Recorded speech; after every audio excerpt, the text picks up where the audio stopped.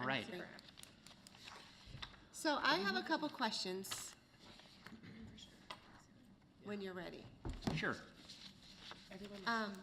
So on the two maps, we have the first map that has the line of what the greenbelt is now. And then we have the new map that is expanded. And then we go through and we listen to the testimony, and people, they don't want their property in the greenbelt, they want it to go back. So we take it back or give it back. And so my question is how important then is the greenbelt?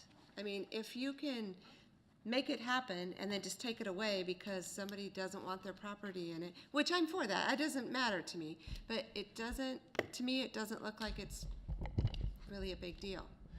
Well, I think the key here is that any gains that we get with the Greenbelt zone that are going to reduce the amount of hard surface coverage that is potentially allowed in those areas is going to help recharge aquifers and improve in-stream flows, especially in the summer months when the creek is fueled by groundwater more so than rainwater. So I think that while the Critical Areas Code and the Shoreline Master Program are going to protect certain areas well, there are some other areas that the Greenbelt designation is going to add additional protection for. The type of protection that is given, it's the development probably already has economic challenges to its viability. The Greenbelt is just going to sort of keep people from going down the road of trying to, jam something into that area that probably isn't feasible or requires so much technical study that it's going to take staff resources or it's going to be really difficult to get permitted.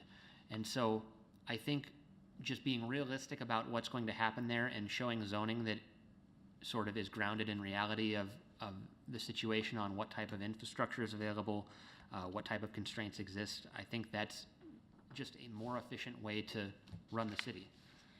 So when you say that people can build on a greenbelt, is it only if they have acreage or if it's just a little lot? Can they also build on a lot? If you have a single parcel, you're allowed to use that parcel in accordance with the zoning, even if it's a non-conforming lot. If you're allowed an economically viable use of your property one way or another, and so you may need a variance to be able to do it, but you would have good grounds for a variance because the fact that your property is substandard is not something that you created yourself, or when you did divide your lot the way that it was divided, it was probably allowed at the time. So if your lot is non-conforming, you can absolutely apply for a variance and build a single-family house on a lot smaller than 2 acres. If you're larger than 2 acres, that house would be permitted outright, or if you have 4 acres, you could subdivide it and build 2 houses in that area. So I think we're clearly protecting somebody's ability to build, and I think what the Greenbelt zone allows for development is pretty in line with what is possible. But we're not looking to fight our residents over applying this. It was my hope that the people who saw this change proposed would come and talk to us and things would make rational sense. And we had the one gentleman who had the development layout that he put up on the screen, that when he bought the property, they had laid it out for him and showed him what was potentially possible. And he came in and showed me that, and he had topography that was more accurate than what I had because it was based on an actual survey. And so when I was able to look at that and say, well, there's something to this, I said, first of all, you're on a private road. One of your challenges is how many houses can be built at the end of a private road, and the fact that the fire district is going to require fire sprinklers because they don't have a public access. And so I said, you've got major barriers to developing, but he understood that, and he says, I think there's still more possible here than what the Greenbelt allows, and I think it would be reasonable to move the boundary, but to follow the 200-foot topo where the thing really starts to slope off. And so we're increasing protections at the same time we're being consistent with what he's evaluated. And so I think we've done a pretty good job of looking at those issues. Yeah. I think there's 4 properties, probably off the top of my head, where somebody has said, I want it to go back to the way it was. Professionally, I think that that's not the pragmatic solution. If I were the owner, is that what I would do? Probably not. But I think that the protections that we have are still adequate to protect things. Will there be more intense development? It could be incrementally more intense, or You might get a few more houses in somewhere where somebody spends a lot of money on a geotechnical analysis and shows that it's possible and has a bunch of additional conditions on their permit. But, you know, I think this is an improvement, and it's much more of an analysis than what was done when this was annexed. And I think the Planning Commission at this time looked at this area and they said, let's just do the shoreline buffer and make that the green belt. And when you go back and look at, I'm going to pull up map 5 again. I think it was 5. When you go back and look at, actually, I'm going to go to map 4. When you go to map 4 and you look at how things were north of Lund, where things had already been in the city for a number of years, how wide it is on the old map versus it going to this ribbon all the way to SR 16 where it's a consistent 200 feet regardless of topography, it's clear that not a whole lot of thought or analysis went into this. It was just hey, we need to be consistent with what we did before. We don't have the resources to look at it. Let's just call it 200 feet for now and downzone everything from R5 to 9 down to R4.5. And that's ultimately what happened. And you know, then you have projects like the Andazio Village or the Blueberry Project, where they have an entitlement that's being built at a density higher than what the Planning Commission recommended and what the council adopted for zoning. So I think we're moving in the right direction. Is it perfect? No, but it's certainly an improvement, and it, I think, goes a long way to protecting resources, and you know, it's a legitimate exercise of police powers and all the other things that we are required to do as planners. So is the green belt that goes up the boulevard, what is that for? What is that protecting?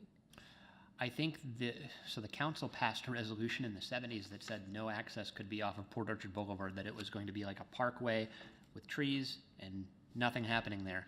And I just learned about this resolution probably a month ago, and it was the first I've heard of it. It's not in our code, but there's a motion somewhere that the council passed that said you couldn't access off of Port Orchard Boulevard, and it's, you know. But can you take properties out of that green belt? If you file an amendment to change something, but my suspicion is that the or the city council would probably not want to see their green corridor along that boulevard interrupted with development. Oh, I don't mean going off of the boulevard. I don't mean that way. But anyway. Yeah, but going up, if you're accessing off of Sydney or Klein, yeah, those properties, I think it would be totally reasonable to look at. I have a question. When the variance was applied, so when the commercial property by Retzel a couple years ago, the gentleman wanted to, he was out of conforming with his triplex. Did he apply for a variance and he was denied a variance, or like what would the process be for that? So the criteria for granting a variance says that, among other things, the condition that you're trying to remedy cannot be created by the property owner. There's a whole list of criteria that go back to a lot of case law over the last 50 years about when a variance is and is not appropriate. I don't think that proposal would have met the criteria because the city had intended for that to be converted to commercial property. And it's simply an owner wanting to do something that's at odds with the city's regulations versus an actual hardship that's beyond their control. If they, for instance, you know, if their house was, if the property required a 50-foot setback, but by setting the house back 50 foot, pushed the house over the back of a hill, that they need to be closer than 50 feet, that's something that is topography that they didn't grade the property, they didn't create it that way. They're just simply being prohibited from developing because of topography. And so that's a situation where they would likely meet the criteria for a variance. So for instance, if on map 4, the gentleman, he had the property that he had the survey done and he had the potential to develop that property. There was a property I noticed adjacent to it that had similar topography. The property owner might have contacted you, I'm not sure, but they weren't here tonight. But now it's all in the green belt. But it looked like the topography was really similar, with some of it probably being flat and the rest of it being undevelopable. If they came back after this was adopted and applied for a variance, would it be the case that, well, the city has now you're not conforming, Would it you be know? too late? They would need to come back and apply for a comprehensive plan amendment, and if they wanted to identify the piece that they felt was developable, and if they wanted to show us that it was developable because they've done some preliminary analysis, they could come back and seek that. So a variance and a comp plan amendment are not Okay, that different of a process. One of them goes to the hearing examiner, one of them goes to the planning commission and council, but there's more discretion in whether you do or don't approve a conditional use, or a comp plan amendment compared to a variance either meets the criteria factually or doesn't, and it's, it's a pass-fail type of thing where there's, politically, it doesn't matter whether you like it or don't like it, does it meet the criteria or does it not? right. And we have more latitude in setting our comprehensive plan maps and goals and policies. I guess my only concern would be, like tonight here, if property owners were aware of what's going on, and if they voiced their concerns and they were able to be here, then they had that opportunity to have it sort of changed on the spot or changed in a conversation with your office. But if they weren't aware of this and they didn't know after it's adopted, will it be a similar process for, I mean, So, how? so the planning commission is gonna make its recommendation, I'm hoping, this evening. If somebody didn't get notified, that just means that they don't get to tell the planning commission what the planning commission should recommend.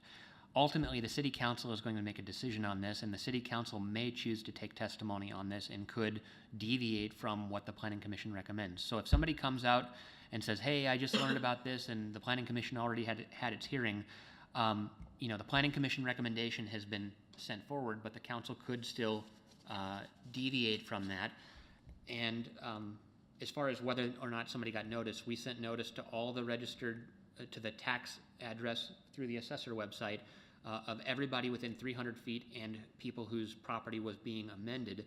So they were given a map, and maybe Carrie can speak to this more, but I think part of the reason the map was set up the way that it was because we wanted them to call us and ask questions so that we would have a chance to explain it to them.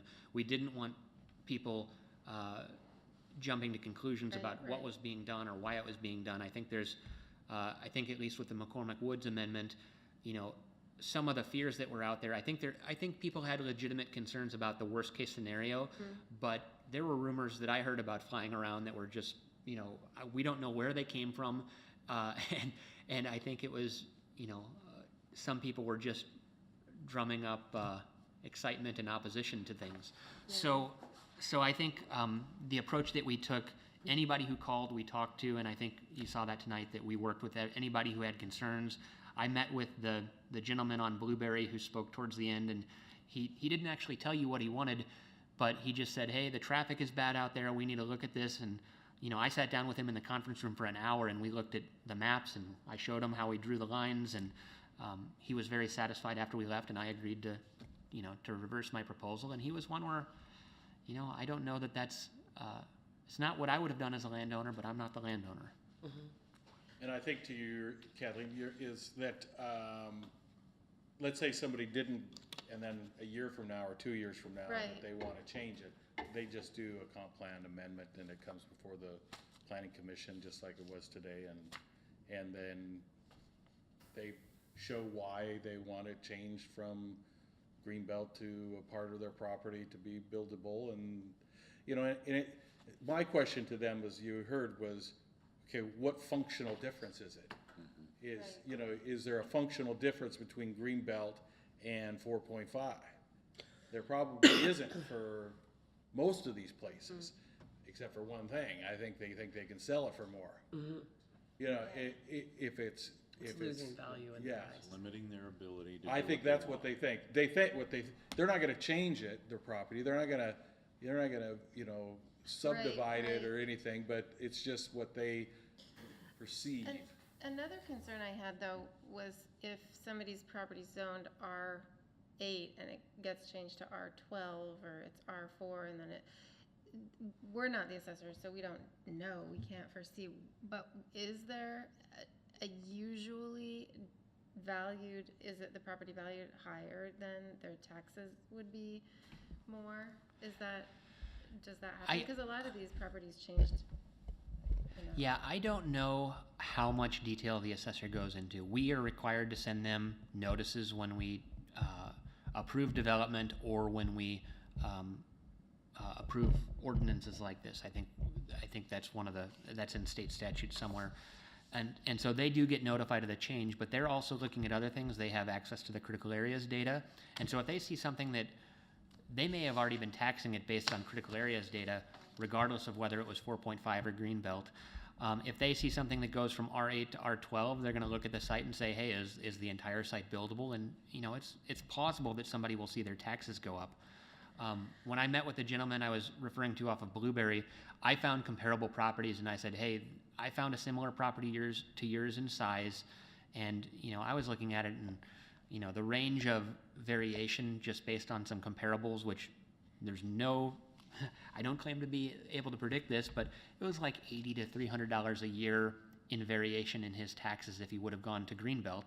And so I said, the question that you've got to ask yourself is there's a chance that your taxes will go down by somewhere in this vicinity versus this possible development potential, but here are the barriers to development. And I tried to help him weigh the pros and cons of either scenario. And ultimately he said, you know what, I don't mind paying the taxes. Let's keep it the same.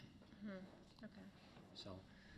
I'm just, we're wondering if there would be a lot of people in that R8, R12 area that suddenly they get their tax bill and then they come back to the planning commission and. It probably would change more if it's undeveloped land than if they have a house on it already. If they're already using it for a residence, I think there's probably looking at highest and best use and say, hey, you know what, this property has capacity, but the cost of improving it versus the value of the existing house is not going to likely result in redevelopment anytime soon. And, I presume that they're going to factor those types of things in, but I don't know the assessor personally, so. I also think change is hard. I mean, just change is hard for people, and when you think your property is losing value, I think even though it may not really be, I think that makes it more difficult too. Yeah. And honestly, I think the conversations that we've had leading up to this and tonight, this is some of the best public interaction that I've ever had in Port Orchard, and I'm pleased that everybody showed up. I think we listened, I think the public listened, and, everybody learned a little bit of something, and I think we've come up with a pretty good compromise. Can I just say that you're a plethora of knowledge? It's refreshing that he knows so much, because some of the stuff they bring up, I'm like, I have to know. I'm so grateful. You're supposed to know everything. Well, I know, you're like a dictionary over there. I'm so grateful. I'm happy that you do your job so well, because it makes, because I felt a little intimidated tonight when I walked in. And there was only 2 people sitting here when I walked in. I thought, oh my word, what's happening? So I was, yeah. Need a hired gun for trivia night. I'm available for $100 Good, an hour. all right. I'll pay you in food. Category? So, are we done? No, are we done talking? Yes. Well, I would make a motion that we approve the 2017 comprehensive plan amendments as they were amended today through testimony of the public.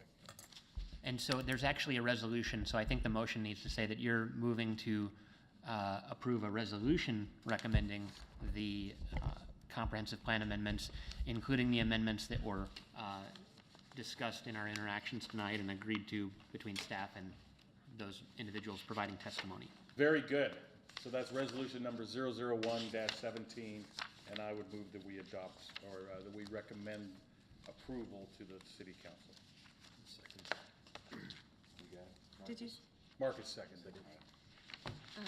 question? I have one question. Can I ask that? You're running the meeting. So, if we approve it tonight, and then, so the time period between tonight and the city council meeting, someone comes to you and say, I want to change something, can they? We're certainly going to talk to anybody that comes forward and try to understand their concerns, and, I want to provide the same discussion that we've had with other people out there, and if we need to say this was the planning commission recommendation, but we have new information and we recommend this one change, we will certainly provide that as an alternative to the city council. And then you just add it to, or? it'll be reflected as like an alternative one, Okay. alternative two, or amendment one, amendment two, to the planning commission's recommendation. Okay, all right, so And I'll, I'm happy to send out as well, once we have these maps finalized, if you would like me to send them out, I will let you double check them, and if you see that we missed something, I think, Tim seemed to be really good at finding little changes on the map. Yeah, highlights, that So- was the, no, it wasn't about me, it was just if somebody was out of town or, Yeah. you know, I'll send you guys copies just to make sure that the final maps going to council reflect your understanding of what we discussed tonight. okay, all right. So all those in favor? aye. Aye. All those opposed? Passes. All right, thank you. So the last item on the agenda is a very fast one. Isn't there two? Just see, Oh, never mind. just Yeah, we're moving on to C. Okay, and buried somewhere on my desk is this item, which I can't seem to locate. There it is, maybe.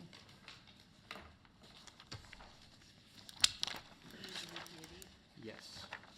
So C, discussion, repeal of POMC 200.38.706 and .707 trees and foliage and view protection overlay district. Okay, so this item, this has come up, the council has repeatedly received a request for the city to enforce this very peculiar section of our code, which calls for, there's two sections, the first of which basically says that the vegetation that gets planted on existing lots within the view protection overlay district, which that's the area sloping down to the water in the older part of town where there's older houses, essentially it is limiting what can be planted where. And so it's essentially creating a standard where we have to monitor the growth of vegetation and figure out also whether something was planted before the view protection overlay district was enacted or after it, which we have no data or no inventory for making that sort of determination. The second provision calls it a nuisance to maintain any vegetation which unreasonably obstructs a view from or sunlight reaching the primary living or entertainment area of any other parcel of property within the city in the view protection overlay district. And so there's a lot of questions there, and I think one of the things that we're struggling with is, number one, the primary living area is not defined. Somebody's living room could be their primary living area inside their house, and if they have a window and a tree is blocking it, that could be at issue. It could be their deck or their patio that's been constructed behind their house. It could be a rooftop porch. I think it's really difficult to determine what a primary living area is. And then secondly, again, it's an issue where we're calling something a nuisance, but we're telling the individual property owners that they have to work it out between one another and that the city's not involved. Previously, we repealed some language that called for the mayor to develop administrative policies to arbitrate disputes between neighbors, which we thought was a really bad idea for us to insert ourselves into those disputes. These are kind of the remaining sections that really seem to not make sense because, number one, when somebody builds a residential house, they don't provide a landscaping plan because that's only required for commercial development or multifamily.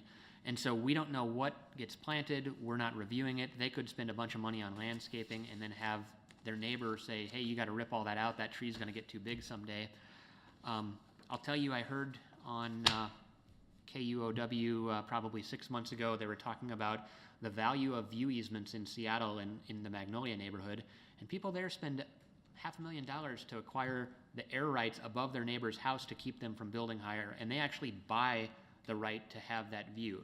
And so it's a very different approach from Port Orchard, where the city is legislating view protection and trying to control, trying to protect somebody's view at our expense versus them acquiring their own view rights at their expense.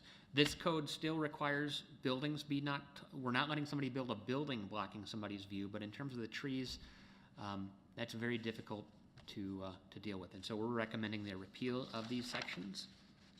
And the other concern is that this requires one neighbor to fight with their other neighbor about removing a tree, which is presumably on a steep slope where you can increase erosion hazards, you can increase landslide hazards that could be at odds with our critical areas code. And so we could be forcing somebody to get a geotechnical report to show that they're allowed to remove their tree that their neighbor is forcing them to remove. So doesn't make a lot of sense. Carrie, is there anything else on this that I haven't complained about? Okay, so this is gonna be coming forward for a public hearing at your next meeting. We just wanted to introduce it to you so that, if somebody comes to testify, you will have an opportunity to think about it and to look into it further or ask questions if you have any. It's fine as long as nobody plants a tree in front of my house, all right? But it's a small tree. Yeah. You need to go buy the view easement while the value of that easement is low because it's legislatively And I'll hold the protected. money for that. There you go.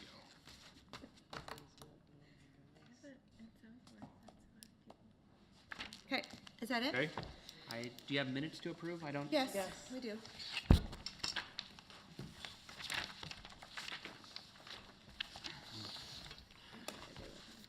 Guess I don't need 'em. Does anybody want to make a motion for the minutes?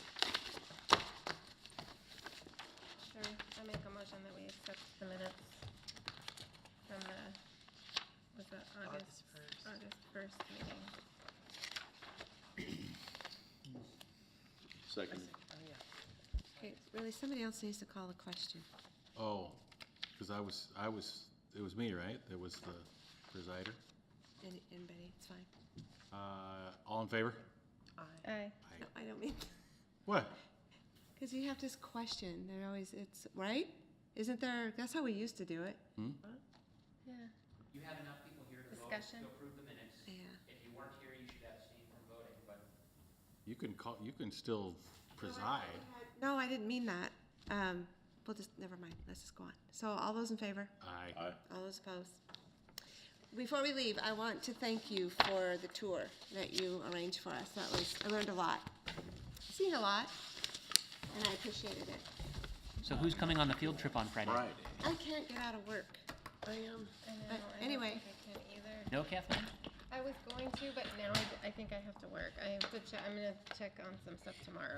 but Okay, I'll let me call know you. for sure because we've got to get a head count for the restaurant for lunch. Okay. Carrie's buying beer, We're isn't adjourned. she? At lunch, yeah. Nice. So it's 7:30 at the, So, and I should mention that so the ferries all broke down last week and they changed all their schedules. So now we are going to meet at City Hall at 7:30. Tentatively, I'm going to send out a final agenda either tomorrow or that City Wednesday. Hall here at Yeah, so we'll 7:30. meet here. We're gonna take a shuttle bus over there. You'll come back on the ferry, but I didn't wanna mess around with, worn out ferries and capacity issues on trying to get there on time and screwing up our whole day. Just in getting us back. Just on getting, and as the mayor mentioned, some of you may wanna stay in Seattle for happy hour or something and not get on the boat right away, and, that's up to you. We'll get you downtown to the ferry dock for the Bremerton Ferry.